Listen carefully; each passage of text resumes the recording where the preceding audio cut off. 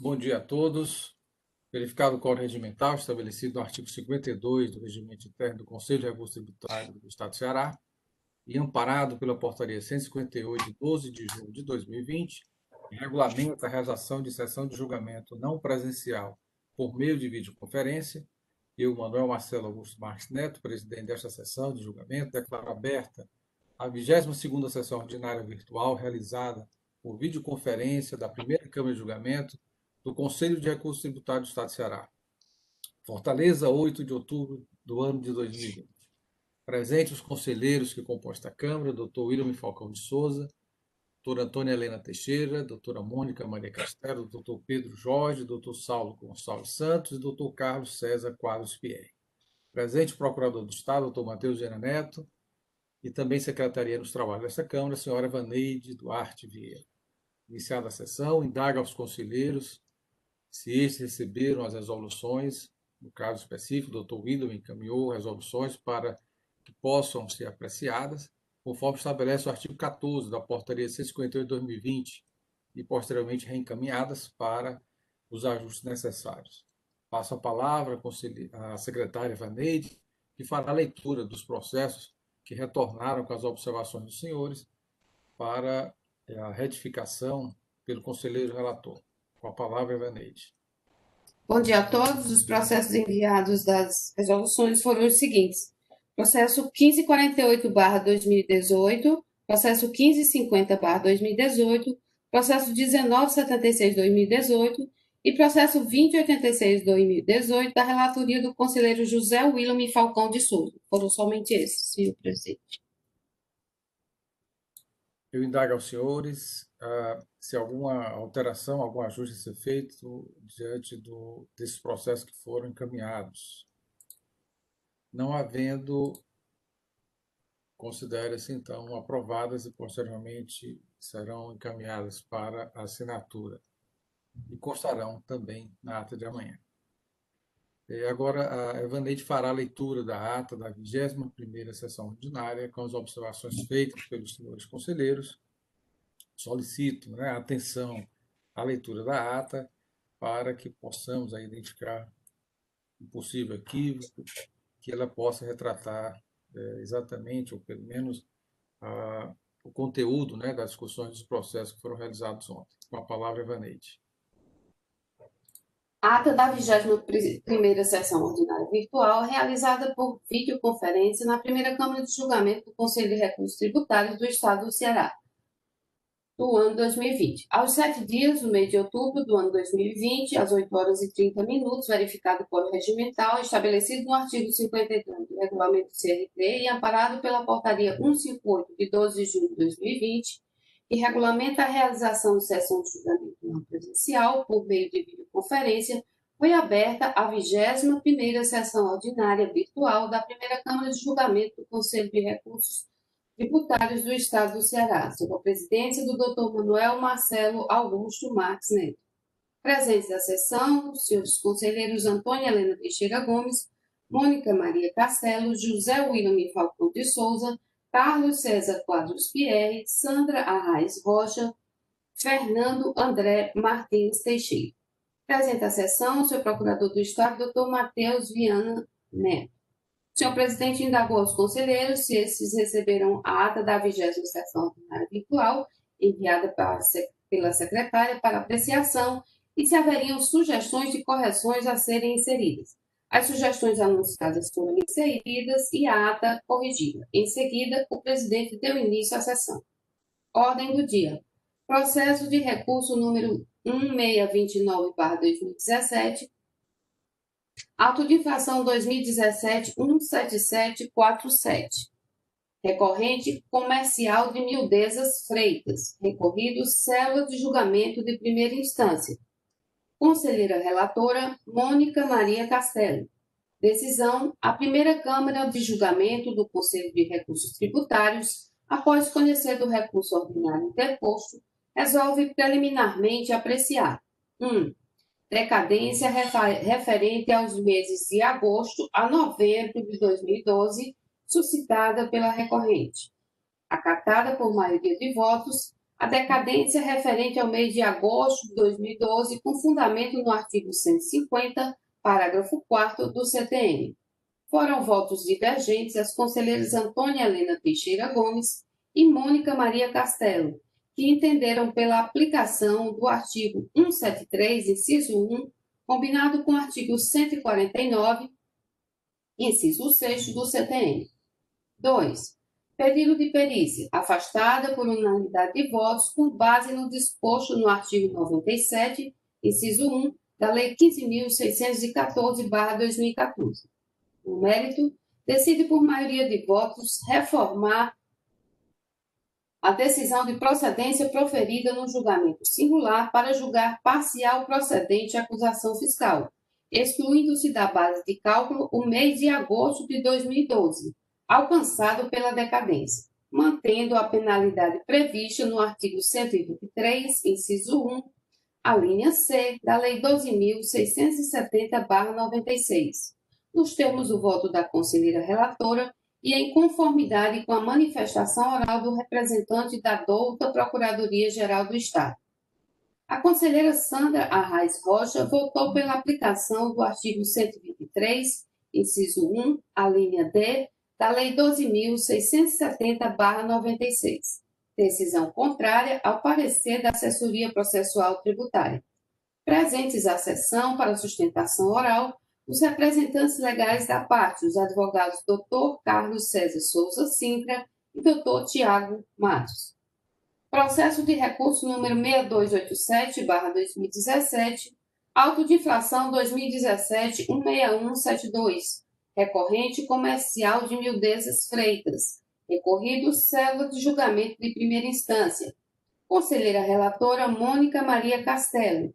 Decisão: na forma regimental, o presidente da primeira Câmara, Dr. Manuel Marcelo Augusto Marques Neto, concedeu vista do processo ao conselheiro José William Falcão de Souza, para as análises necessárias, ficando definido que o mesmo deverá ser incluído em nova pauta para julgamento. Presentes à sessão para sustentação oral, os representantes legais da parte, os advogados Dr. Carlos César Souza Sintra e Dr. Tiago Matos. Processo de recurso número 5478/2017, auto de infração 2017-14749, recorrente Plavinorte Brasil Tintas Limitada EPP.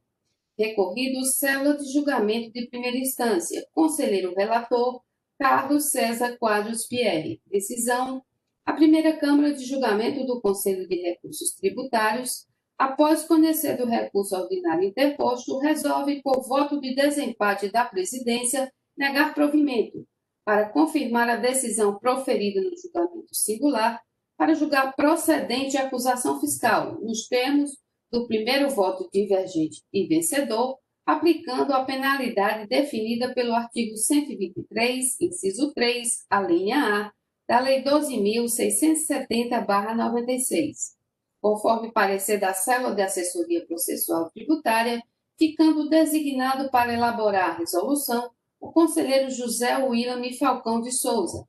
Foram votos contrários os conselheiros Carlos César Quadros Pierre, conselheiro relator, Sandra Arraes Rocha e Fernando César Martins Teixeira, que se manifestaram pela aplicação da penalidade de acordo com o artigo 123, inciso 1, a linha C da Lei 12.670/96, acompanhando o entendimento em manifestação oral do representante da douta Procuradoria-Geral do Estado. Processo de recurso número 5478/2017, auto de infração 2017-14749, recorrente célula de julgamento de primeira instância, recorrido Plavinorte Brasil Tintas Limitada EPP. Conselheiro relator Carlos César Quadros Pierre. A primeira Câmara de Julgamento do Conselho de Recursos Tributários, após conhecer do reexame necessário interposto, resolve, por maioria de votos, confirmar a decisão de parcial procedência, proferida em primeira instância, nos termos do voto do conselheiro relator, aplicando a penalidade prevista no artigo 126, parágrafo único, da Lei 12.670/96, com anuência do representante da douta Procuradoria-Geral do Estado em manifestação oral. Foi voto contrário a conselheira Mônica Maria Castelo, que formulou entendimento pela aplicação da penalidade prevista no artigo 123, inciso 4, a linha O da Lei 12.670/96, em conformidade com os termos do parecer da Assessoria Processual Tributária. Era só isso mesmo, senhor presidente. Evaneide, Senhor. por favor, eu queria que repetisse o último processo da pauta. Parece que na leitura do auto de infração da empresa, como se tivesse repetido o anterior. Por favor, gostaria que repetir novamente, lesse novamente o último processo da pauta. Sim. Da ata, por favor. O último processo está repetindo o número mesmo, senhor presidente, do penúltimo. Está correto. Então, eu posso ler novamente. O último processo da pauta é o processo de recurso número 2179/2018, auto de infração 2018 18883, 018883. Correto? 2018 01883. E a empresa é Conexão. A empresa Conexão Comércio de Materiais de Construção. Então, recorrente célula, vou repetir. Último processo da pauta. Processo de recurso número 2179/2018, auto de infração 2018 01883. Recorrente célula de julgamento de primeira instância, recorrido Conexão Comércio de Materiais de Construção.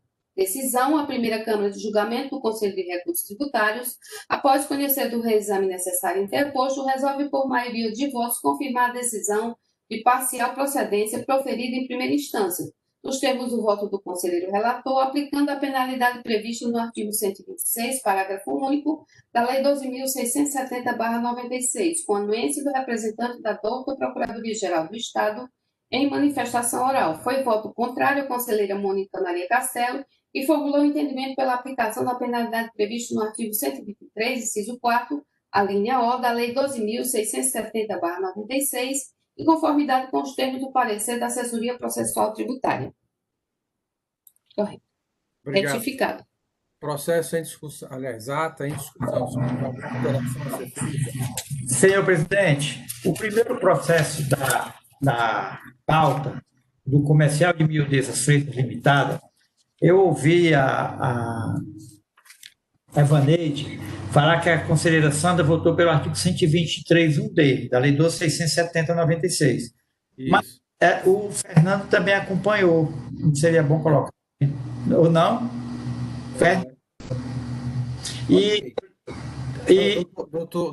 Doutor William, eu peço a ajuda dos senhores. No meu registro aqui, a doutora Helena, Mônica, doutor Fernando, Pierre e William. Apenas a doutora Sandra. E aí eu peço a ajuda dos senhores para confirmar.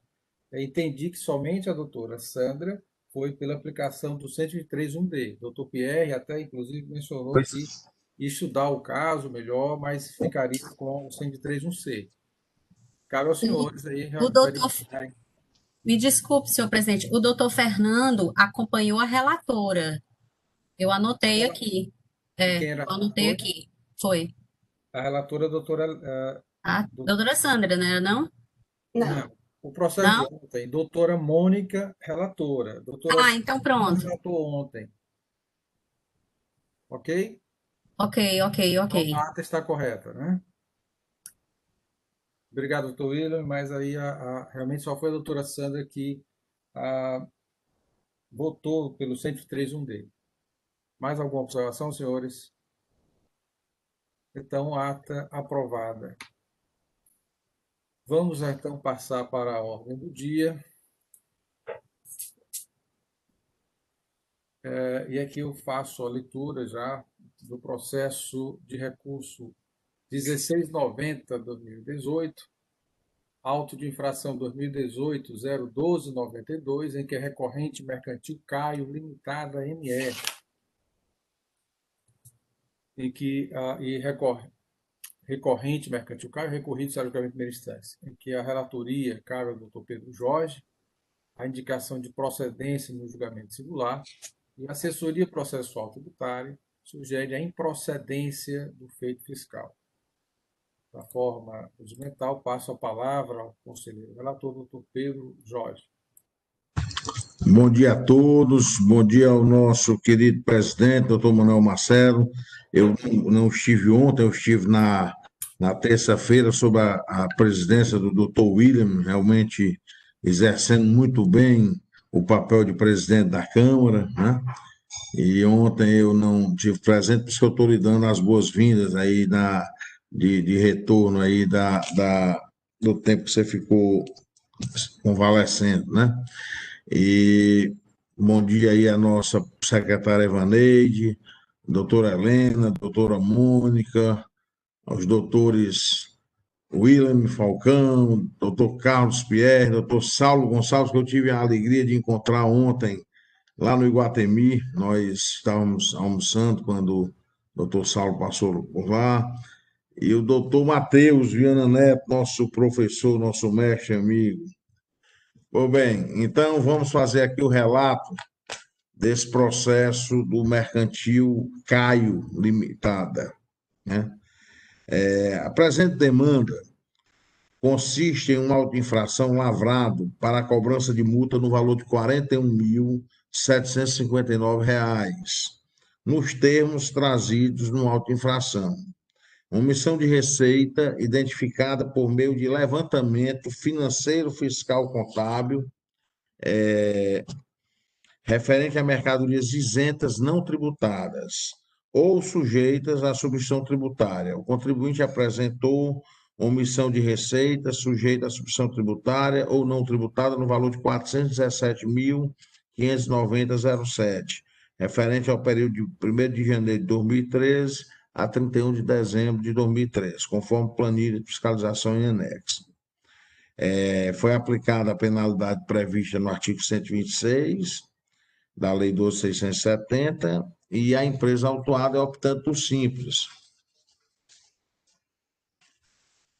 As folhas 86, a autuada apresentou impugnação, onde alega que as operações realizadas foram informadas via DIEF e revelariam que não houve omissão de receitas. Alega o contribuinte que uma simples verificação na totalização das DIEFs informadas pelo recorrente durante o exercício fiscalizado, bem como os livros de registro de entrada e registro de saída, verifique-se a seguinte conclusão: não há, portanto, que falar em omissão de receitas pelo método de avaliação financeiro, fiscal e contábil. Quanto à utilização da ausência de informações das PGDAS do Simples Nacional, não configura omissão de receita, tendo em vista que houve escrituração das vendas do livro de registro de saída, bem como de sua devida informação à Cefaz, mediante a DIEF, que somente a partir de 2015, essas informações do PGDAS, né, substituem as informações de saída da DIEF. Alega ainda a falta de prova na autuação, o que implicaria na improcedência do auto de infração. Em análise, em primeira instância, o julgador afastou todos os argumentos do contribuinte e julgou o auto de infração totalmente procedente, tendo em vista que o fiscal utilizou a metodologia devidamente prevista na legislação, bem como teria analisado toda a documentação mencionada, todos os documentos que foram mencionados, né, DIEFs, DEFIS, NFDE, livro de entrada, consulta, SIGET e demais documentos. A folha 121, o contribuinte apresentou recurso ordinário, basicamente reiterando os argumentos trazidos na impugnação, em especial que todas as vendas foram devidamente escrituradas no livro de registro de saídas e que qualquer divergência com a declaração do Simples Nacional deve ser considerada divergência de declaração e não omissão de receita. Analisando o caso, o doutor Sidney, né, na assessoria processual tributária, emitiu parecer no qual opinou pelo conhecimento do recurso ordinário, dando-lhe provimento para considerar improcedente a autuação. No entendimento dele, o agente fiscal cometeu equívoco por ocasião da feitura do levantamento fiscal, uma vez que não considerou as vendas declaradas pela empresa autuada em sua DF. Conforme pesquisa realizada no referido sistema, suas DFs foram entregues dentro do prazo legal, não havendo motivo para desconsiderá-las no levantamento fiscal. Pois bem, incluindo as receitas informadas ao fisco estadual por meio da DF, a diferença apontada pela fiscalização deixa de existir. Então é isso, presidente, doutor Matheus. Agora o senhor faz a complementação. Obrigado, doutor Pedro Jorge. Da forma regimental, passo a palavra ao representante da PGE, doutor Matheus Viana Neto. Ok, senhor presidente, senhores conselheiros, doutora Eva Neide, nossa secretária, sempre eficiente, vigilante, senhores conselheiros, doutor Pedro, governador do Lion, da região aqui do Ceará, parabéns. Bem, vamos então ao auto de infração, hora sobre análise.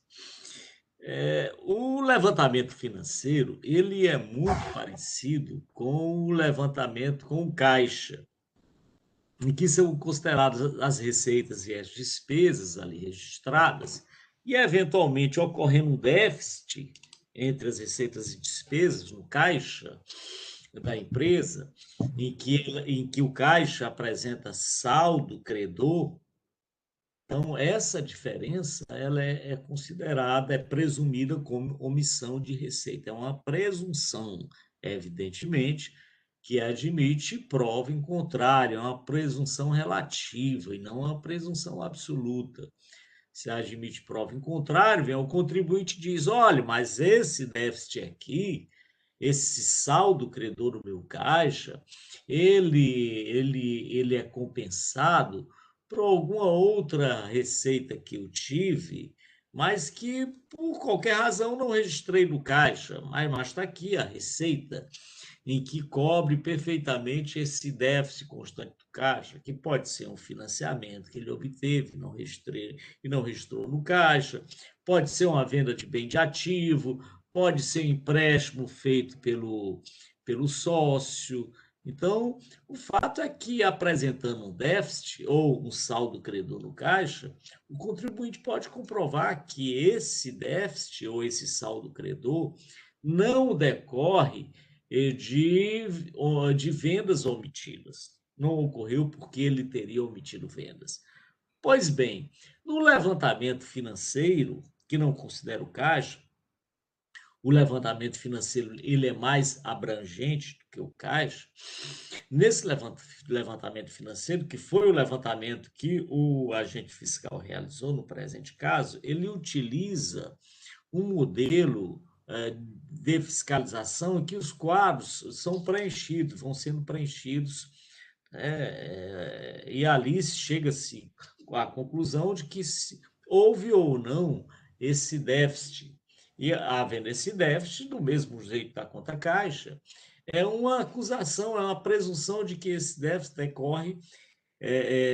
decorre de vendas omitidas, de receitas não registradas, em que as despesas foram superiores às receitas. Então, esse déficit, a presunção de que decorreu de vendas não registradas.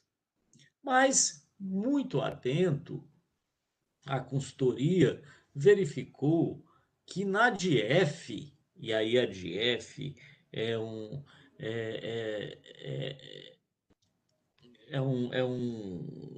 documento, é uma obrigação do contribuinte que ele tem com o Estado, em que ele formalmente apresenta o que ele realizou durante certo período. Pois bem, a consultoria, de forma correta, ao analisar a DF, verifica que os valores da DF são superiores às despesas que foram registradas lá no PGDAS, que é aquela obrigação do contribuinte, do Simples Nacional, que é obrigado a entregar anualmente. Ou seja, lá no PGDS, o contribuinte do Simples Nacional informa o que ele vendeu, o que ele comprou. E na DIEF, do mesmo jeito, ele faz isso, só que em relação às notas fiscais que foram emitidas, as notas fiscais de aquisição. Pois bem, de forma analítica, o auditor, o consultor tributário, verificou que esses valores registrados na DIEF, relativos às receitas obtidas com venda de mercadoria, eram superiores àqueles valores declarados lá no PGD-AS. É claro que isso poderia resultar, se o agente fiscal tivesse sido mais cuidadoso, poderia resultar em alguma infração, identificar, ora, por quê? Porque tinha que bater os valores informados no PGD-A, tinha que bater com o valor informado na DIEF, pelo menos em tese. Por que é que não bateu? Bem, caberia ao auditor fiscal, que estava fiscalizando, verificar isso, mas ele se satisfez só com a análise da PGD-AS. E aí, essa identificação, mediante aquele quadro de fiscalização que ele preenche, é uma presunção relativa. Com a apresentação da DIEF, se mostra que essa presunção era realmente relativa, em que o valor das receitas obtidas com a venda de mercadoria, que o valor era superior aos débitos, aos desembolsos. Essa é a razão pela qual, senhor presidente, sem mais delongas, a Procuradoria se manifesta pelo provimento do recurso para declarar a invalidade do auto de infração. É isso, senhor presidente. Obrigado, doutor Matheus. Processo em discussão, senhores. Alguma discussão? Não havendo discussão, então pergunto ao conselheiro relator, Jorge Campos.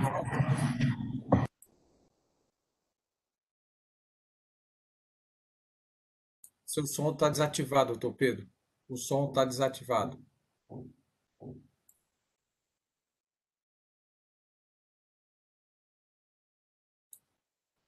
O seu som está desativado, doutor Pedro.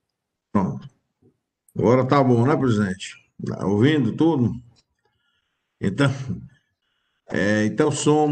nós somos pelo conhecimento do recurso ordinário, dando provimento, a fim de reformar a decisão condenatória de primeira instância, decidindo pela improcedência da autuação, conforme a análise da Procuradoria do Estado e da Assessoria Tributária. Eu indago, senhores, algum voto em sentido contrário? Então, esta Câmara, por decisão unânime, conhece do recurso, dá provimento para reformar a decisão de primeira instância, para julgar improcedente a acusação, nos termos do parecer da Assessoria Processual Tributária, ratificado pela manifestação oral do outro procurador. Esta decisão para o processo. Vamos dando prosseguimento aqui à nossa pauta. Temos o processo seguinte, o processo de recurso 1829/2019, auto de infração 2018-02302, em que recorrente José Augusto de Freitas Mick Presa e cela julgamento. Relatoria da doutora Mônica Maria Castelo. Esse processo, senhores, ele vai ser sobrestado com fundamento no artigo 6º da Portaria 158/2020. Analisando aqui esse processo, verificamos que ele tem o valor do crédito tributário supera o valor de R$ 1 milhão. E aqui o artigo 6º, vou fazer a leitura para os senhores, não se enquadra na modalidade de julgamento por videoconferência, recursos de reexame necessário, recurso ordinário e extraordinário, que o valor original do crédito tributário seja superior a R$ 1 milhão. E aqui eu queria fazer, e até pedir desculpas, porque na elaboração da pauta, alguns processos eles foram ajustados. Tinha alguns processos com sustentação oral, outros não tinham, e na elaboração dessa pauta, desse dia, nós incluímos esse processo e, posteriormente, logo após a publicação, já no início da semana, analisando, é que verificamos que esse processo superava o valor estabelecido pela portaria.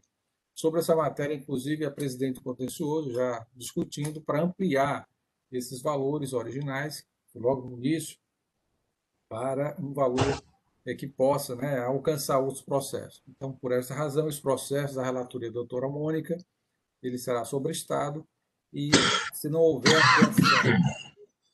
ampliação desses valores, ele deverá ser julgado em sessão presencial. Eu peço desculpas, realmente houve uma falha ao incluí-lo, mas o momento é oportuno para que a gente possa fazer o sobrestamento. Dando sequência, vamos então para o terceiro processo da pauta, que é o processo de recurso 1097/2016, auto de infração 2016 03035, recorrente, célula de julgamento per instância, recorrido, polo do Eletrocomercial de Imóveis Limitada. Relatoria, doutor Saulo Gonçalves Santos. A indicação de nulidade do julgamento em primeira instância. Entretanto, a assessoria processual tributária sugere o retorno do processo à primeira instância para um novo julgamento. Da forma regimental, passo a palavra ao conselheiro relator, doutor Saulo Gonçalves Santos. Bom dia a todos. Bom dia, doutor Manuel, doutor Evaneide, demais conselheiros, Pedro Jorge, doutor José William, doutora Antônia Helena, Mônica, doutor Matheus, doutor Pierre. Senhores, o caso sobre minha apreciação hoje trata do processo de recurso número 1/1097/2016, auto de infração 1/2016 03035, instaurado em desfavor de Polo do Eletrocomercial de Imóveis, LTDA. Então, sendo o objetivo, o relatório do processo, segundo consta do auto de infração número 20, 2016-03-0358, em cumprimento ao mandado de ação fiscal número 2015-13899, para realizar autoria fiscal junto ao contribuinte Polo do Eletrocomercial de Imóveis, LTDA, relativo ao período de 1 de 2011 a 12 de 2011, tendo sido constatada a irregularidade de falta de recolhimento do imposto devido, o ICMS, no todo ou em parte, inclusive o devido por substituição tributária, na forma e nos prazos regulamentados. Constatou-se, após análise dos documentos do contribuinte, que este apresentou notas fiscais emitidas e não escrituradas, ocasionando na falta de recolhimento de R$ 86.027,14, conforme o auto de infração, infringindo-se as determinações dos artigos 73 e 74 do Decreto 24569, de 97, aplicando-se à hipótese a penalidade prevista no artigo 123.1c da Lei 12.670, alterado pela Lei 13.418/2013. O contribuinte apresentou impugnação à auto de infração e este foi submetido a julgamento de primeira instância. No julgamento, concluiu-se pela nulidade da autuação. O relato afirmou que a atuação versa sobre a falta de recolhimento do ICMS relativa a notas fiscais de saída não escrituradas na FD e, por conseguinte, a ausência da apuração do imposto devido. Contudo, conforme manifestação do julgador singular, o agente fiscal não municiou os autos dos meios de provas úteis para demonstrar a verdade ou falsidade dos fatos alegados, partindo apenas de uma presunção, notas fiscais emitidas e não escrituradas, para concluir pela ocorrência dos respectivos fatos geradores da obrigação tributária. Por isso, a autuação foi considerada nula, por comprovada ofensa aos princípios da verdade material, do contraditório e da ampla defesa, consoante previsão do artigo 83 da Lei 15.614. Destaca-se o cabimento do reexame no presente caso, nos termos do artigo 104 da Lei 15.614. O parecer da assessoria processual tributária foi no sentido de consideração que a análise efetuada pelo julgador singular foi matéria de mérito que embasaria seu fundamento. Sugeriu o retorno do processo à instância singular para novo julgamento com base no artigo 85 da Lei 15.614. Na literalidade, quando a comissão de julgamento não acolher a decisão de primeira instância, que declarar nulidade de extinção determinará o retorno dos autos do processo à instância singular para a realização de novo julgamento. Então, senhor presidente, em síntese, esse é o relatório do caso submetido à minha relatoria. Obrigado, doutor Saulo. Passo a palavra ao doutor Matheus Viana Neto, procurador do Estado do Ceará.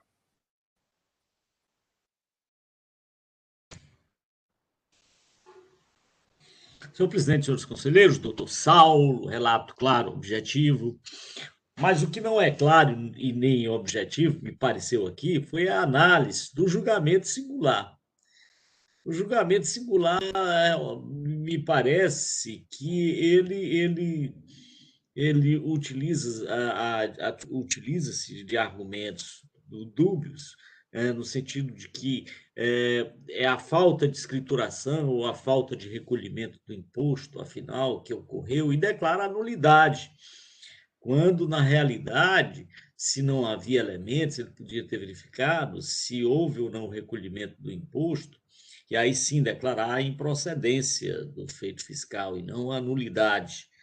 Então, nos parece aí que foi bem a consultoria quando entendeu que o caso deveria ser de nulidade do julgamento para que esse profira um julgamento que seja, inclusive, de mérito e não um julgamento de nulidade. Se não há prova, se o agente fiscal, se o auditor fiscal não juntou elementos que comprovem a falta de recolhimento, deve ser nesse sentido, de julgar improcedente. Ou se não houve a escrituração, e nos parece que não houve mesmo a escrituração das notas fiscais, mas sem que isso possa resultar, nem que isso nos pode afirmar. É interessante o desenrolar desse processo. É porque chega o julgador singular e diz, não é por conta da falta de escrituração que isso significa que ocorreu a falta de recolhimento do imposto.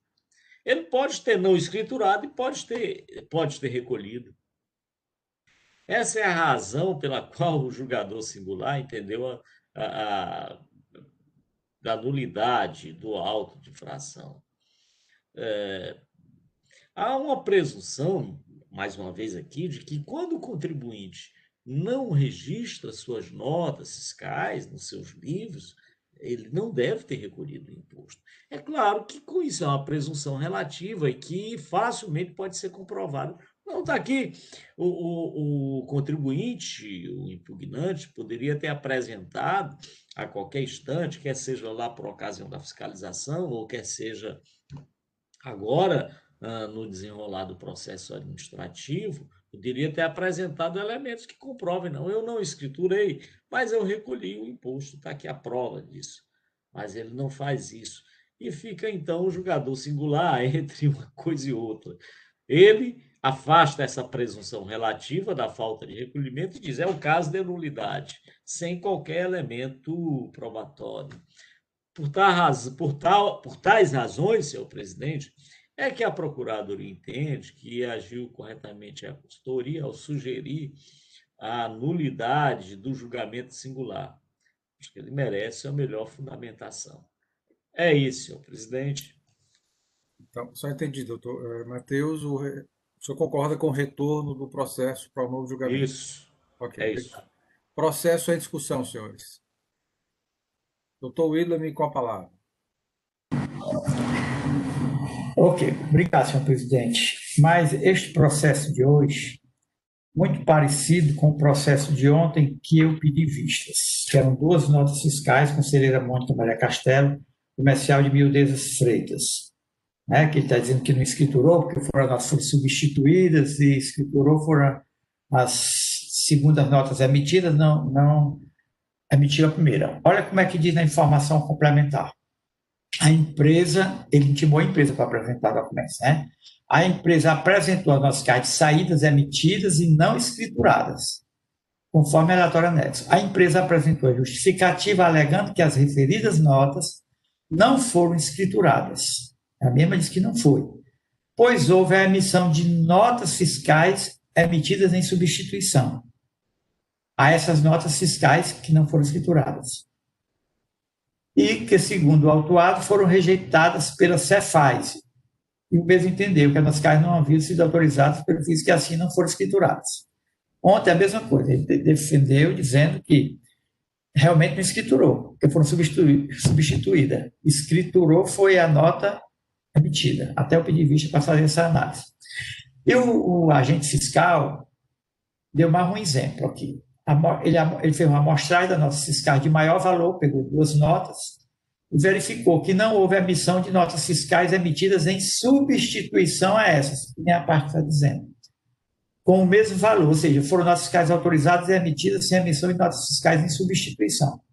Em relação às demais notas fiscais não escrituradas, vimos que, embora tenha algumas poucas notas fiscais com o mesmo valor, mesma data de emissão, mesmo destinatário, não podemos afirmar que não ocorreram circulação de mercadoria, ou seja, o fato é, as notas fiscais autorizadas pelo fisco e emitidas pelo contribuinte não foram canceladas. E até o momento do início da apresentação fiscal, o contribuinte não houvera comunicado o fisco tal ocorrência. Então, está aí. O julgador singular, ele, pelo que eu entendi, realmente o doutor Matheus tem razão, que está assim, né, para dizer que não foi apreciado, o fundamento tem que ser bem melhor explicado, mas ele foi pelo artigo 176-Q do regulamento CMS, que diz assim: a Cefaz poderá exigir a confirmação pelo destinatário do recebimento das mercadorias e serviços constantes da nota fiscal eletrônica. Eu acho que o que pegou ele dizer assim, ó, o contribuinte está dizendo isso. Então, o fiscal está dizendo, ó, nada garante que ele emitiu a nota e entregou a mercadoria. Depois, nem cancelou, ou mesmo que tenha cancelado, emitiu outra nota fiscal com a mesma mercadoria para fazer a operação 2 vezes. Mais ou menos foi isso que eu entendo que o julgador foi a linha dele para declarar a nulidade, a nulidade do processo. Eu estava aqui, lá na parte que ele diz, mas de qualquer forma, aqui, a autoridade julgadora não se sente confortável para afirmar com segurança que todas as operações em tela não ocorreram, até porque dos autos não se acha a manifesta certeza de que os destinatários das operações, hipoteticamente, realizadas receberam e em que momento as mercadorias descritas em documentos fiscais. Medida que deveria ter sido implementada pelo agente fiscal em conformidade com o artigo 176-Q do decreto 24.569/97. A infração deve estar claramente demonstrada, sob pena de inviabilizar o direito ao contraditório para a defesa do autuado. Eu entendo que foi por esse daí que ele julgou nulo. Mas aí tinha tantas outras medidas, né, para analisar a operação, porque se as operações emitiu a nota e não estão escrituradas, ele, portanto, poderia fazer a autuação por falta da escrituração na FD e como fazer a falta de recolhimento de imposto, que foi o que ele fez, né? Deixou para lá a obrigação acessória, foi direto para a obrigação do imposto. Eu poderia ter feito uma diligência, alguma coisa dessa forma. Eu entendo que a nulidade dele aqui não está bem fundamentada, eu também não me sinto com segurança para acolher essa nulidade, senhor presidente. É isso. Obrigado, doutor William, pela ordem, doutor Pierre, depois a doutora Helena. Bom dia a todos. Eu estava lendo aqui no momento que o doutor William estava se pronunciando os fundamentos adotados pelo juízo singular. É interessante, veja bem, quando o contribuinte fez a alegação de que havia um equívoco no lançamento, o fiscal pegou por amostragem as 2 maiores operações e aí se limitou, certo?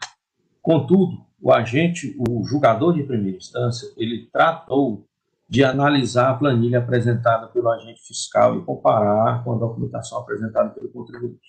Então, ele diz assim: a análise em conjunto resultou na constatação de que referida planilha digital é composta de 166 registros de notas fiscais. Tudo bem, o fiscal, na hora que foi responder, se limitou a 2.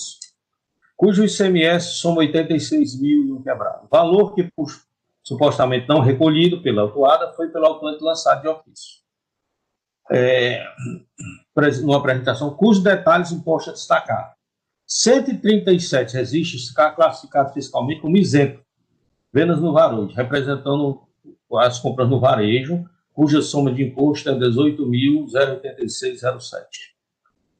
O equivalente a 16,27% do quantitativo de operações de venda e transferência, 27 eventos ocorreram junto a parceiros da autuada, CNPJ do Ceará, vendas internas, cujo imposto destacado no documento fiscal é 45 mil, 52,65% do ICMS total. Duas outras operações correspondem a saídas interestaduais para vendas, cujo ICMS é de 22 mil, 26,33. Não obstante representar 20,36% do ICMS supostamente não recolhido, 121 dos 166 registros fiscais relacionados à acusação fiscal tiveram notas fiscais emitidas a posteriores. Veja bem, viu? 121 dos 166 registros tiveram notas fiscais emitidas a posteriori, em substituição a notas fiscais supostamente canceladas, com o mesmo valor, idêntico destinatário e salvas e comuns exceções, sem alterações dos quantitativos, produtos e descritos nos documentos objetos da acusação. No total de 8.412,29, 41 registros de notas fiscais objeto da acusação fiscal foram substituídas, um na mesma data, dois no mesmo valor e três de idêntico destinatário. Então, eu entendi perfeitamente o que o julgador de primeiro grau disse. Certo? Ele fundamentou bem direitinho. Ele chegou e disse o seguinte: olha aqui, o contribuinte afirmou que havia substituição. O fiscal analisou duas. E quando ele foi analisar, ele encontrou das 166, 121 que não foram analisados. Além disso, encontrou mais 41 registros, ou seja, quase a totalidade. Certo? Que foram emitidos e não foram objeto de verificação do agente fiscal. Então, o que o julgador de primeiro grau entendeu é que realmente aqui ele se pronunciou verdade, agora eu entendo que é totalmente improcedente o lançamento por falta de prova, porque o fiscal ele não teve o cuidado de se deter nas provas apresentadas pelo contribuinte e fez por amostragem duas. Quando o julgador foi atrás, ele encontrou das 166 mais de 120 que tinha tido repetição. Entendeu? E ele entendeu, então, nesse caso, que o agente fiscal não cuidou de apresentar as provas suficientes e necessárias, certo? Após a apresentação do contribuinte. Foi isso que eu entendi. Então, eu entendo até que seria improcedência. O doutor Saulo até já levantou a falta de prova, no caso aqui, seria improcedência, né? E por isso que eu entendo que o julgamento de primeiro grau, no mínimo, ele deve ser mantido, sim. É isso, senhores. Doutor Pierre, pela ordem, doutora Helena. Pois é, aproveitando aí as palavras do Dr. Pierre, que eu concordo com ele também, que o julgador de primeiro grau, ele analisou a questão e ele entendeu pela nulidade, por ausência de certeza e liquidez do lançamento do crédito, entendeu? Então, eu concordo. Mas eu vejo aqui, senhor presidente, nós temos duas questões a serem discutidas. A primeira é a nulidade do julgamento singular. Primeiro, a gente precisa analisar se esse julgamento singular, ele é nulo para fins da gente acatar ou não a sugestão da assessoria de nulidade de retorno para a análise de mérito. Depois é que a gente iria analisar a questão de mérito. Tá, o julgamento singular não é nulo. Ele analisou todas as questões, o julgamento não é nulo. Então, agora sim, vamos analisar a nulidade em relação ao mérito da questão. Procede, não, é improcedente, é nulo. Mas eu acho assim que o primeiro ponto que a gente precisa discutir seria a questão dessa nulidade, desse retorno à primeira instância, sugerida pela assessoria tributária.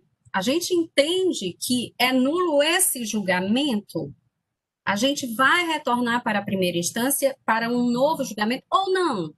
A gente entende que essa nulidade não deve ser acatada e aí sim a gente partiria para o mérito, né?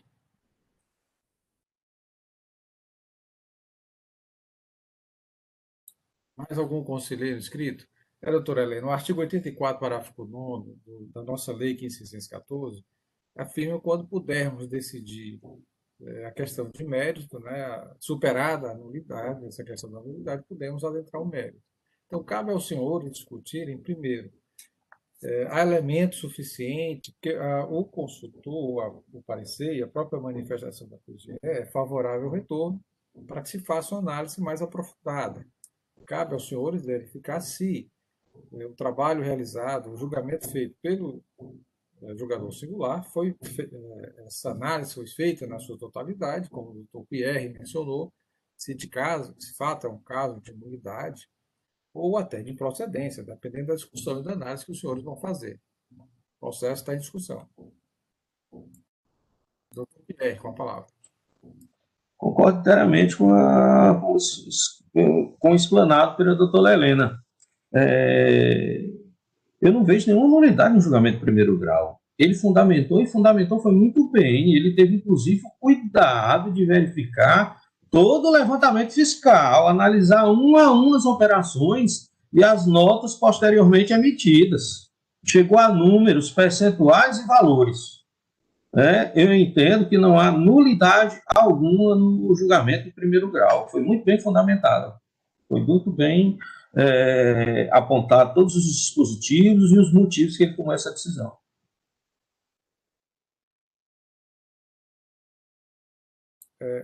Doutor William Falcão, com a palavra. Senhor presidente, doutor Pierre, nas considerações dele, disse assim, a forma que o julgador explanou e ele leu aí, ele era para ter julgado, era improcedente. Vejamos. O julgador singular, ex-perito, hoje colega aposentado, ele está dizendo as situações, trazendo situações.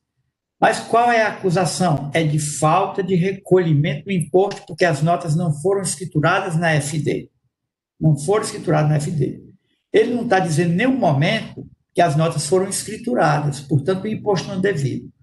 A única coisa que poderia assim, ser favorável ao contribuinte para efeito até de improcedência é quando ele diz que tem uma parte das notas, porque são vários itens, que as operações são isentas, né, ou não tributadas, não tem uma assim, porque é uma relação aqui grande. Tem uma parte isenta, doutor, e também tem 121 operações com notas fiscais posteriores. Não, eu estou falando se tem alguma aí de isenta que não é tributada, porque aí não caberia a cobrança do imposto. Mas as notas fiscais que foram escrituradas, que foram emitidas posteriormente, é a mesma situação. Ora, a acusação não é deixar de escriturar a FD, ele não está dizendo nada disso. Deixar de escriturar a FD a base para dizer que o imposto não foi recolhido. E em nenhum momento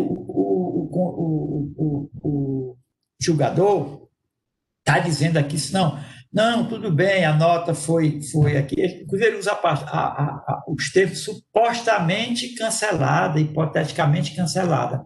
Ele quando ele está colocando os percentuais, ele diz isso. Está aqui, 121, um dos 163 notas fiscais relacionadas da acusação fiscal, tiveram notas fiscais emitidas a posteriori em substituições supostamente canceladas, com o mesmo valor, destinatário, salvo exceções comuns. Aí, se ele tivesse chegado e dizendo, olha, nesse sentido, eu entendo que não houve prejuízo para o fisco, por isso, aí era mérito, tudo bem. Mas ele não chegou a entrar nessa consideração, ele está mostrando o que foi que ocorreu. Nós é que vamos ter que dizer, e não dissemos ontem, que foi emitida a nota fiscal número 10. Aquela nota fiscal não foi escriturada. Depois ela emitiu, em substituição àquela nota fiscal número 10, a nota fiscal número 20, e escriturou. Se for o que aconteceu ontem, é a mesma coisa. Ele não está entrando. O que ele está dizendo é que não tem certeza que houve a falta de recolhimento. Tudo bem. Por que ele não mandou averiguar para poder levar em consideração, essa nota aqui não foi escriturada, foi emitida, a posterior foi emitida a nota fiscal em substituição a ela, e aquela nota ali foi escriturada, o imposto recolhido, então não houve prejuízo para o fisco. Tudo bem, mas ele não fez, ele está mostrando as situações que ele viu, não entrou. O que é que ele está, o que é que ele está amparando a nulidade dele, pelo que eu entendi? É no 176Q, dizendo que o fiscal deveria, para ter a segurança, de ter pedido aos destinatários daquela mercadoria se eles receberam a mercadoria daquela nota fiscal que não foi escriturada. É isso que eu estou entendendo.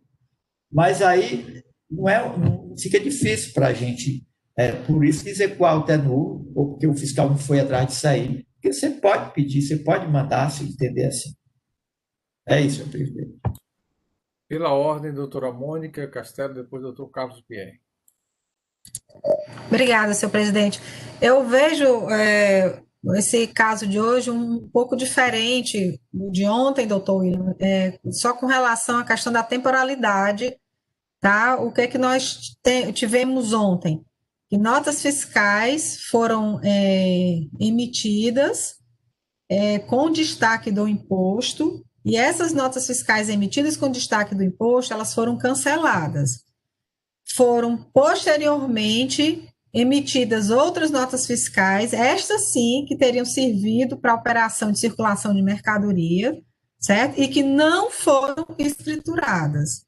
Então, existe não sei se estou conseguindo me fazer entender, mas existe uma diferença em termos de temporalidade. Aqui, o que ele está querendo dizer, pelo que eu estou entendendo, é que as notas fiscais, elas foram canceladas, todas elas, né? E, posteriormente, outras teriam sido emitidas, substituindo, e essas teriam sido escrituradas. Né? Pelo menos essa é que eu estou entendendo, a não ser que eu esteja fazendo confusão. Então, existe apenas uma questão de diferença do que realmente foi escriturado e quando foi escriturado. Por isso que não é totalmente igual ao caso de ontem. O que realmente nós verificamos ontem é que houve uma falta de escrituração decorrência daquelas duas notas fiscais que realmente serviram para a operação de circulação de mercadorias. Estas sim não tinham sido escrituradas. Né? O que ele está dizendo aqui é que elas foram. Essas notas fiscais, elas foram escrituradas posteriormente ao cancelamento daquelas outras. E aí ele tenta provar que isso aconteceu. Só que ele não consegue demonstrar. Eu concordo com o doutor William no aspecto de que eu acho, nesse momento, que o julgador singular, para conseguir ter essa certeza que ele entendeu que não teve, encaminhar um processo para uma perícia, uma diligência, algo para que ele pudesse realmente sedimentar o entendimento dele. Agora, lembrando que uma nota fiscal, quando ela não é escriturada, o sistema da escrituração fiscal digital ele é todo interligado. Né? Eu consigo emitir uma nota fiscal eletrônica, mas se eu não registro essa nota fiscal eletrônica no meu registro de saída, não tem como ela ter ido para apuração. Certo? Então, assim, tanto é que existe o batimento de relatórios. Nota fiscal eletrônica emitida versus registro de saída. E aí você vê que não tem essa informação. Por isso que você pode advir de que a falta de escrituração resulta o quê? Porque nessa falta de escrituração do livro de registro não vai para apuração. Certo? O sistema todo está interligado. Então, quando eu detecto que eu emiti a nota fiscal, mas é que ele não está registrado no livro de saída, consequentemente, esse imposto não foi recolhido, decorrente da falta de apuração dele. Certo? Então, assim, eu discordo quando o julgador singular diz que não tem elementos. Se a nota fiscal foi emitida, não está no registro de saída, não foi para apuração, não tem como esse imposto ter sido recolhido. São só essas considerações iniciais, senhor presidente. Pela ordem, doutor Pierre. Senhores, eu queria só fazer um destaque aqui, eu acho que é importante. Na fundamentação, ou pelo menos na ementa aqui da decisão do julgador singular, diz o seguinte: no presente caso, o contribuinte deixou de declarar nota fiscal eletrônica com destaque em sua escrita fiscal, cuja efetividade das operações não se provaram. O agente fiscal não municiou os autos dos meios de provas úteis para demonstrar a verdade ou falsidade dos fatos alegados, partindo apenas de uma presunção. para concluir pela ocorrência dos respectivos fatos geradores da obrigação tributária.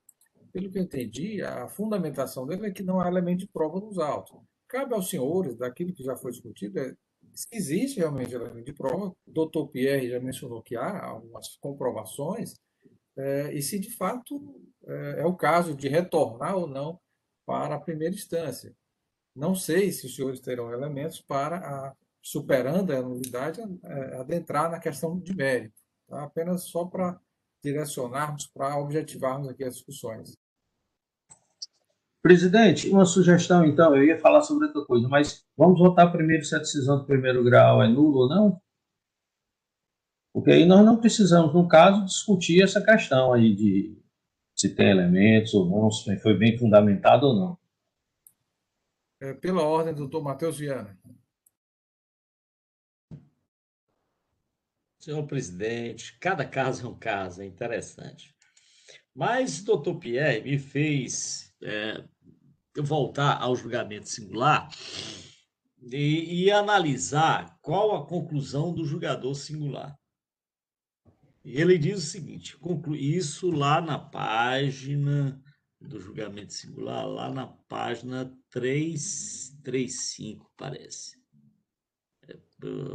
Vai lá no julgamento singular, já na parte da conclusão. Aí diz, conclui-se do exposto que a controvérsia central da acusação fiscal é se efetivamente as operações objeto da acusação fiscal, representados por documentos fiscais não escriturados e supostamente inválidos, se concretizaram e, consequentemente, se devido ao correspondente ICMS ou não. Aí ele conclui, no presente caso, o agente fiscal não municiou os autos de meios de provas úteis para demonstrar a verdade ou a falsidade dos fatos alegados, partindo apenas de uma presunção, notas fiscais emitidas e não escrituradas, para concluir pela ocorrência dos respectivos fatos geradores da obrigação tributária e, consequentemente, lançamento de ofício do ICMS destacado nas notas fiscais em questão. Vejam, senhores, por que é que a Procuradoria se manifestou pela nulidade do julgamento? E essa parte, para mim, está muito clara mesmo. O agente fiscal partiu da presunção de que as notas fiscais que não foram canceladas e que não foram canceladas no sistema, elas estão válidas, essas notas fiscais estão válidas. Não foram canceladas, são válidas até prova em contrário, não foram escrituradas e foram emitidas com destaque do imposto. Aí o que é que o agente fiscal diz? Pois bem, em relação a essas notas fiscais, não há prova do agente fiscal, o agente fiscal não trouxe aos autos prova de que tais operações efetivamente ocorreram. Ele não verificou, o agente fiscal, lá no destino, se os destinatários efetivamente adquiriram ou não tais mercadorias, ou seja, se a operação efetivamente se realizou. Ora, senhores, mas o que a Procuradoria disse é o seguinte, há uma presunção relativa aqui. Uma presunção relativa. Se as notas fiscais foram emitidas com destaque do imposto, não foram registradas, a presunção é de que o imposto relativo a tais operações não foi recolhido. Caberia ao contribuinte trazer os autos e ele trouxe na argumentação que foi que ele disse, não, essas notas fiscais não foram escrituradas e nem o imposto foi recolhido relativo a ela, porque tais notas fiscais, as operações não se realizaram e foram substituídas por outras notas fiscais que foram emitidas. Vejam, esse é o cerne da questão. O contribuinte se defende dizendo que aquelas notas fiscais que não foram canceladas, que têm débito do imposto e que não foram escrituradas, ele diz que tais operações não se realizaram. Ora, quando a operação não se realiza, o que é que eu faço? Cancelo a nota fiscal. Muito bem, vamos sequenciar o raciocínio. Mas ele não procedeu dessa forma. Ele, equivocadamente, não cancelou tais notas fiscais, porque tais operações não se realizaram, mas ele não cancelou. mas ele emitiu notas fiscais iguaizinhas àquelas para substituí-las. Ora, não há prova disso. O julgador parte, então, da conclusão de por que o agente fiscal não comprovou que as operações não tivessem sido realizadas, e como é que o julgador entende que essas operações seriam provadas que não teriam sido realizadas? Fazendo uma diligência junto aos destinatários para verificar se aquelas operações haviam se concretizado ou não. Ou seja, o julgador diz: auditor fiscal, você não se desincumbiu de provar que as operações efetivamente não se realizaram.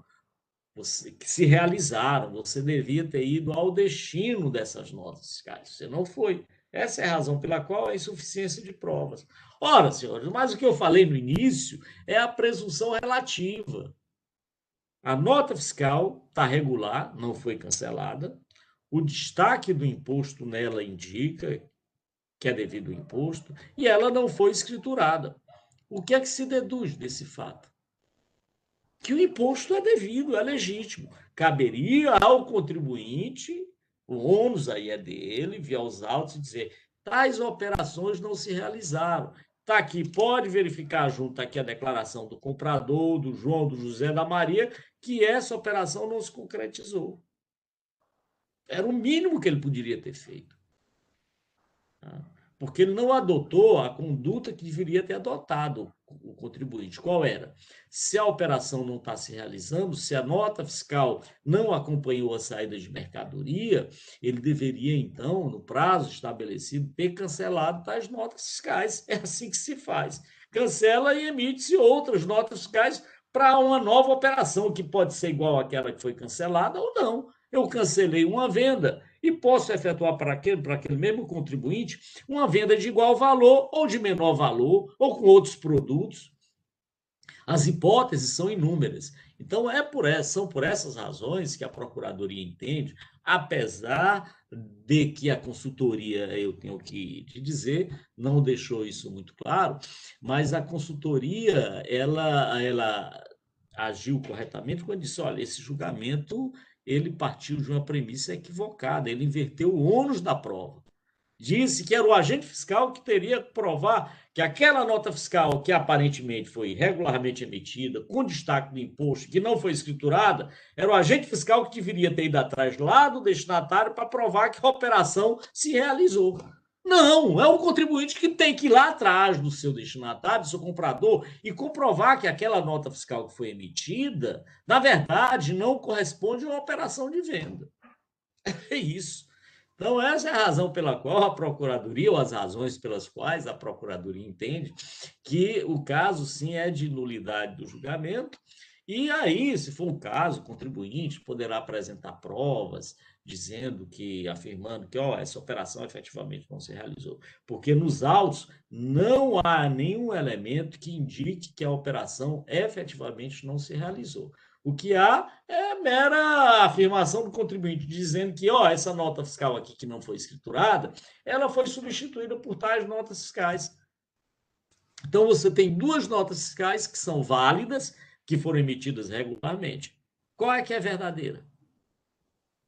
Por tais razões, senhor presidente, é que a Procuradoria entende que o caso é de nulidade do julgamento para que todas essas questões sejam analisadas detidamente pelo julgador singular. É isso, senhor presidente. Obrigado, doutor Matheus. Pela ordem, doutora Helena, depois do doutor Pierre. Doutora Helena. Com o devido respeito aqui ao entendimento do senhor procurador, me permita, doutor Matheus, me desculpe, mas eu entendo assim, nós não estamos aqui para avaliar a qualidade do julgamento. O julgador, ele não deixou de apreciar nenhuma questão. Ele apreciou o mérito, ele apreciou questões. Se ele deixou de fazer alguma diligência, de fazer algum ato que desse melhor subsídio a ele para fazer, aí é outra questão. Mas o que nós estamos apreciando aqui ele apreciou ou não apreciou as questões postas no recurso? Ele apreciou, sim. a forma como ele apreciou pode ter sido precária, pode ter sido insubsistente ou inconsistente, isso aí se refere à qualidade do julgamento. Mas o julgador, ele tem o livre convencimento para, a partir daquelas informações, aqueles dados, aquilo que consta ali, formar o seu convencimento de que aquilo ali procede ou não procede, de que aquilo ali é nulo ou não. Então, assim, eu entendo que nós não estamos aqui para julgar se o julgador de primeira instância fez certo ou fez errado, se ele apreciou de forma correta ou se ele apreciou de forma errada. E sim, para analisar se, conforme sugestão do parecerista, é nulo esse julgamento, ele deixou de apreciar alguma matéria posta na impugnação. Mas o que eu entendo, assim, analisando aqui o julgamento singular, eu acho que ele analisou todas as questões, sim. É claro que ele poderia ter se cercado de maiores cuidados para formar o seu convencimento. Mas, de acordo com o que estava nos autos, ele firmou o convencimento dele, de que aquilo ali era totalmente nulo, porque o lançamento não lhe dava certeza do crédito lançado. O que constava nos autos não lhe dava certeza acerca do lançamento do crédito tributário. Então, assim, eu não entendo que isso seja um motivo de se anular o julgamento singular, não. Entendeu? Esse é o meu posicionamento. Obrigado, doutora Helena. Doutor Pierre, com a palavra. Tem algumas vantagens em falar por último. Foi muito bom escutar todos os conselheiros, doutor Matheus e doutora Helena, reformulei, inclusive, alguns pensamentos, algumas convicções. Concordo inteiramente com a doutora Helena de que não há vício de nulidade no entendimento. Ele pode estar errado, é por isso que serve o recurso de ofício, para que a gente modifique a decisão, se for o caso. Compreendo perfeitamente, até porque o julgador deve ter tomado essa decisão, certo? O contribuinte, ainda na fase de procedimento de fiscalização, informou a ele a substituição, ou seja, ele registrou as notas que substituíram. O fiscal verificou duas por amostragem, inclusive chegou a dizer, certo? Que não está seguro de que as operações representadas pelas notas fiscais supostamente rejeitadas ocorreram nos momentos nela indicados, pelo fato que as ocorrências de erro não foram comunicadas ao fisco, inclusive para efeito de cancelamento, que são palavras do fiscal. Eu entendo que o julgador ele deve ter ficado, poxa, o contribuinte entregou tudo para ele, entregou as notas que substituíram. Ele fez por amostragem, não verificou mais nada. E eu estou vendo aí que das 166 operações, 121 teve nota substituta, tudo idêntica. Então, em vez de baixar uma perícia ou qualquer coisa assim, eu até compreendo por que não, porque eu conheço o princípio da ampla defesa, mas não conheço o princípio da ampla acusação, certo? Então, eu entendo muito pela preclusão de prova para o Estado, pela não preclusão de prova do contribuinte, em razão da existência da ampla defesa e da não existência da ampla acusação. Talvez, de um modo indireto, ele tenha chegado e disse, meu amigo, o fiscal teve todas as oportunidades e agora deixou. Então, se ele mesmo não tem certeza, quem sou eu para ter? E julgou. Eu compreendo. Não estou dizendo que está certo. Eu compreendo. E acho, estou fazendo suposição que ele não entendeu isso. Embora ele não tenha escrito. Então, em primeiro plano, concordo com a doutora Helena, não tem nulidade. Vamos agora, se entendermos que não há nulidade, que não tem que haver o retorno, vamos passar para a segunda parte. Da notas que foram substituídas e tal, necessidade de perícia, tudo isso. Esse é o meu entendimento, presidente. Ordem, doutora Mônica. Logo depois, eu acredito que a gente pode avançar. O artigo 85 da nossa lei 15.614 trata dessa matéria. Não acatando a nulidade, ou não retornando a primista, nós podemos avançar para uma análise, desde que seja favorável ao contribuinte, né? Se os senhores tiverem certeza das provas que contém nos autos. Doutora Mônica, com a palavra. Senhor presidente, eu eu gostaria de pedir fichas desse processo. Isso é concedida, doutora Mônica. Obrigada. Gostaria, então, de pedir 15 minutos de intervalo para retornarmos aí com o último processo da pauta da relatoria do Dr. Saulo, a RMG, que é a empresa, o último processo da pauta.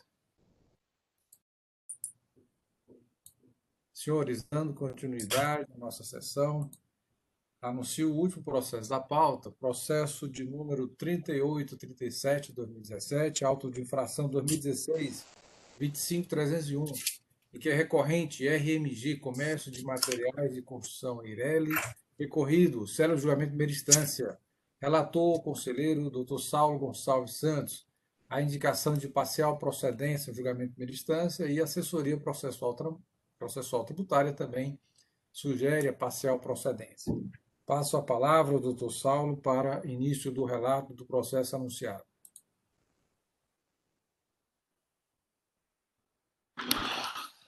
E, senhoras e senhores, retornando aqui às atividades após o intervalo, fico encarregado aqui de relatar o processo de número 1/3837/2017, referente ao auto de infração 2016, 25301-5, onde é importante relatar que o contribuinte RMG Comércio de Materiais de Construção Eireli foi autuado no dia 24/11/2016, por infringir o artigo 260(9) do Decreto 24.569/97, incidindo na penalidade prevista no artigo 1235-A da Lei 12.670. O cumprimento de mandato de ação fiscal, ordem de serviço número 2016-06540, para realizar a diligência de fiscalização da empresa optante do Simples Nacional, foi emitido termo de início de fiscalização número 2016-07493 e, posteriormente, termo de intimação 2016-12519, para que o contribuinte apresentasse a documentação necessária para a fiscalização do ICMS no Simples Nacional.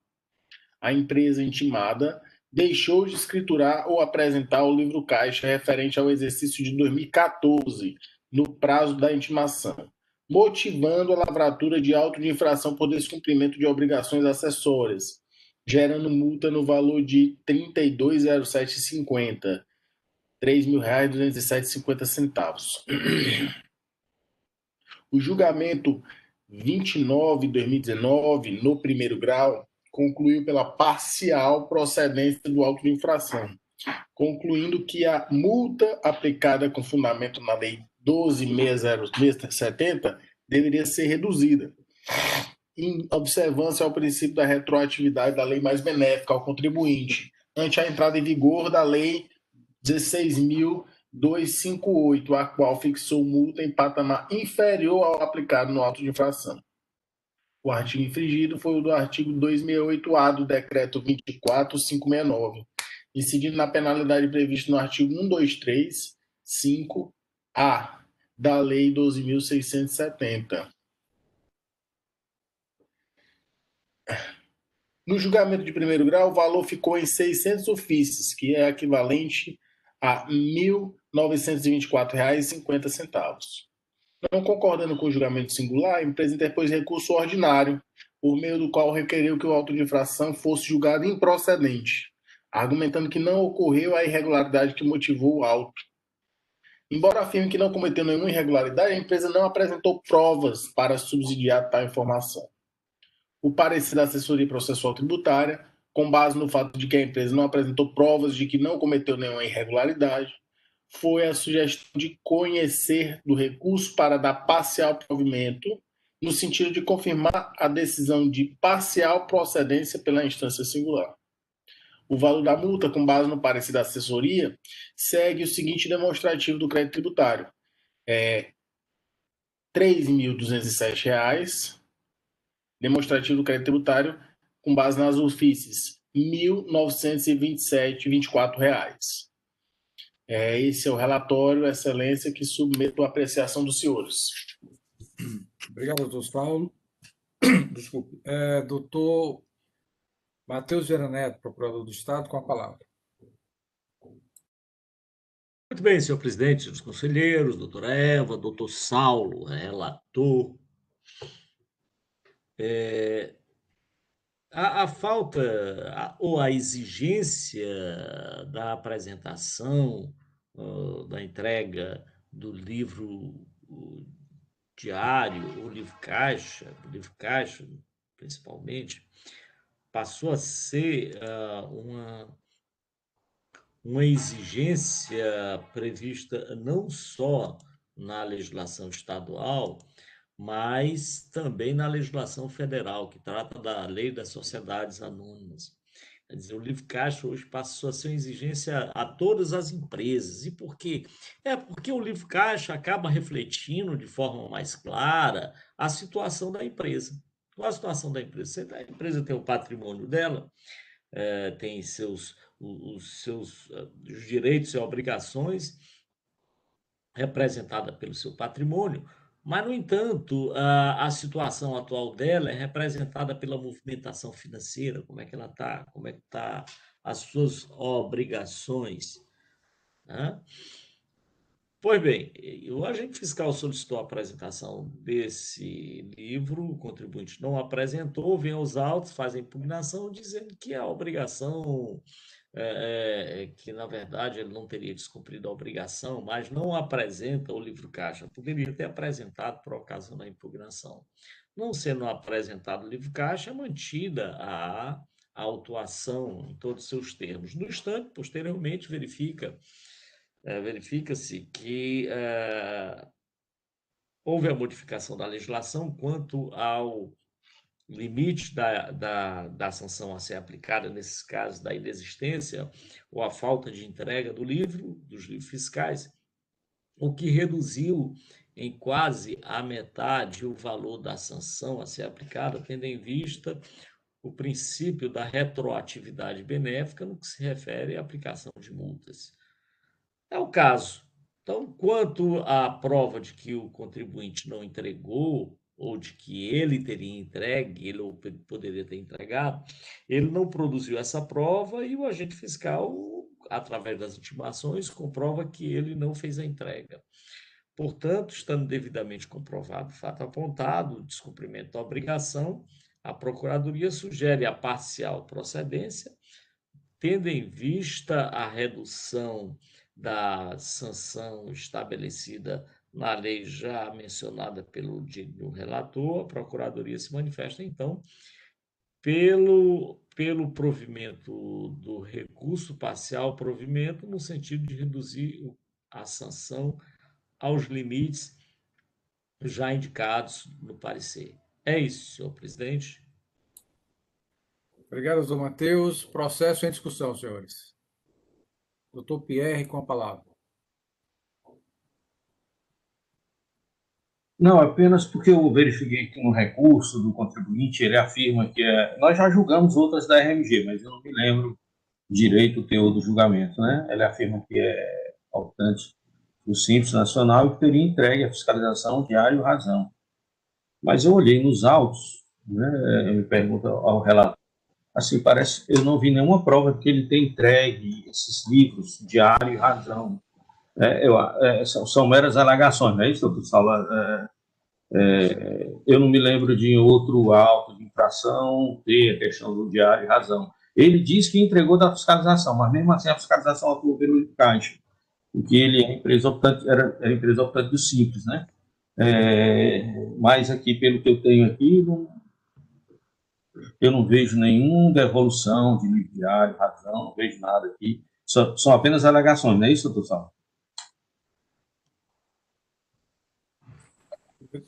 A constatação também, doutor Pierre.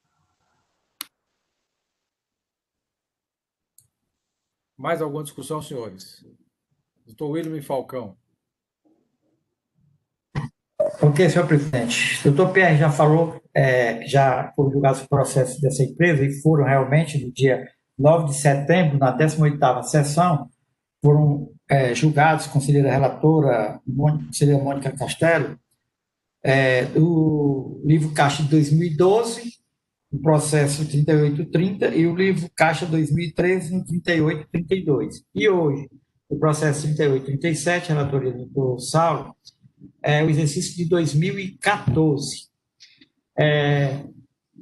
Eu lembro, anotei aqui, não sei se foi a sugestão, que um dos fundamentos, né,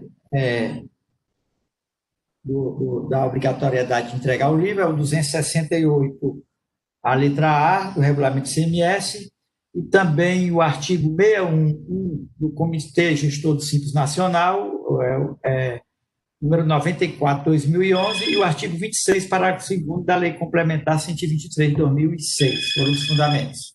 É isso, senhor presidente.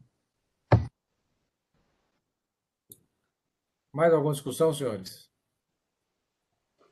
Então, pergunta então ao conselheiro relator como vota para o processo que foi relatado, e agora, depois de uma breve discussão, qual o seu voto?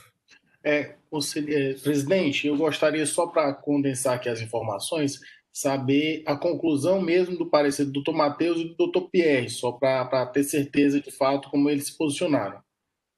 Doutor Matheus se posicionou mesmo em que sentido, só para que eu possa registrar? No sentido de parcial provimento do recurso, da parcial provimento com a redução da multa dos valores já indicados pela consultoria. Certo. Doutor Pierre? Não, doutor Saulo, é porque se houvesse a questão da entrega no livro diário, em razão, nós íamos entrar em outra seara de discussão, e aí ele não vai obrigado a ler de caixa. No caso, assim, eu só acho que há uma tecnia aí. O contribuinte, ele não pede a aplicação, a manutenção ele entra com recurso contrário, inclusive, à decisão de primeiro grau. Aí, como é nesse caso, presidente, nós vamos dar parcial provimento ao recurso dele, porque não estamos dando nada que ele está pedindo. Ele pediu a improcedência da autuação. Não é negar provimento, manter na decisão de primeiro grau, não? Entendo que sim, doutor Pierre, até porque esse atenuante, porque houve uma alteração na legislação entre a data da lavratura do auto e a penalidade mais branda. Então, a parcial procedência, porque houve uma redução, né, do percentual da exigência do crédito tributário, pela Lei 16.258/2017. Então, procede a acusação, né, e tem esse atenuante que é a redução do crédito em função da penalidade. Mas, de fato, ele pede apenas a improcedência, né, e que alega que apresentou os livros em algum momento à fiscalização. Doutor Matheus. Então, senhor presidente, eu, analisando as razões aqui apresentadas pelos senhores, eu acolho o parecer da Procuradoria-Geral do Estado e manifesto-me no sentido também do parecer da Assessoria Processual Tributária, para dar parcial procedência, provimentar o recurso, confirmar a decisão de primeira instância pela parcial procedência da instância singular, com a aplicação da legislação mais benéfica, né, consistente aí na alteração promovida pela Lei 16.258 de 2017. Como voto, presidente? Algum conselheiro vota em sentido contrário? Esta Câmara conhece do recurso, nega provimento, porque ela pede a improcedência, né? E decide a decisão é pela parcial procedência, de acordo com o julgamento singular e com parecer da assessoria, também manifestação oral do procurador, no sentido de aplicar a penalidade 103.5A da Lei 12.670, com nova redação da Lei 16.258 de 2017, e que reduz o crédito tributário lançado originalmente, né, pelo autuante. Esta decisão para o último processo da pauta.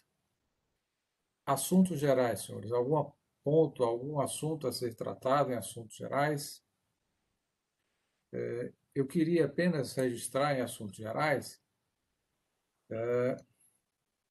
o despacho, né, que foi colocado para apreciação dos senhores, e ficar registrado que a primeira Câmara de Julgamento do Conselho de Recursos Tributários apreciou e aprovou o despacho exarado, né, pela presidência da primeira Câmara, e decidiu retificar a ata da 16ª Sessão de Julgamento, que apreciou e julgou os processos de recursos 704/2018, auto de infração 2017-22.054 e o processo de número 871, auto de infração 2017-21.896, do contribuinte TBM, Teixo Bezerra de Menezes, A recorrente defendia a extinção parcial do lançamento pela decadência referente ao período de janeiro a novembro de 2012, com arrimo no 150, parágrafo 4 do CTN e artigo 87.2 da Lei 15.614. No entanto, a Câmara afastou a decadência alegada sob entendimento de que, para o caso em questão, a contagem do prazo decadencial obedece à regra do 1731. Então, faremos essa retificação na ata e, posteriormente, encaminharemos para a publicação, inclusive encaminhando às conselheiras relatoras para que conste dos respectivos processos. Não tendo mais nenhum assunto a ser tratado, encerramos a nossa sessão, mas antes disso, queremos lembrar aos senhores que amanhã, dia 9 de outubro, nós teremos uma sessão virtual, no caso, a 23ª sessão, e aqui eu faço, de uma forma breve, a leitura da pauta do dia 23, aliás, do dia 9 da 23ª sessão ordinária. Amanhã nós teremos, senhores, processo da relatoria do Dr. Carlos César Quadros Pierre, o primeiro processo Marilene de Carvalho Vasconcelos, inclusive com sustentação oral, processo da Transnordestina Logística, processo 2017-17174, também temos a relatoria do Dr. Saulo Gonçalves, Transnordestina Logística, e Vulcabras, Azalé de Calçados e Artigos, Dr. Saulo, que também teremos a participação de sustentação oral. Esse último processo, o pedido de sustentação oral foi logo depois de publicado a pauta, né? Mas foi acatada e, portanto, teremos 2 sustentações orais amanhã. Então, agradeço a participação de todos e até amanhã, se Deus quiser.